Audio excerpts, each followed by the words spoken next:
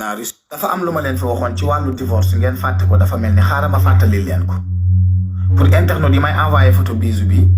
naan ma nit ñaa ngi ciy wax nee nañ dafa divorcé 4 fois doo ci wax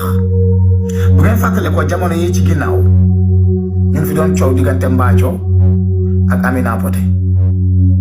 divorce jàppal bàyyil ñëpp naan ma baara lu tax doo ci wax ma ne leen sama kër la fa ne ci divorce daf maa dépassé man baara mënu ma koo kontu samay mag yu jigéen kenn ku ci nekk plus de 40 fois divorcé nga ko mais nag du seen coobare gënalu leen benn jigéen bëggul toog ñu koy kontal jëkkër benn jigéen bëggul toog di dégg su divorce ku divorce rek neexu la te ñun Sénégalais yi actuellement fi guddi yi toll dañoo am problème yi ñu doy mbubu ak tubéy ñu war koo régler au lieu que ñuy concentré wu ci ay divorce su jàmbur bu dee dëgg la yal na ko yàlla may koo xam ne bu ñëwee dina toog bu dee du dëgg yal na ko ci yàlla musal wasalaam bu ma kenn envoyé di kaaw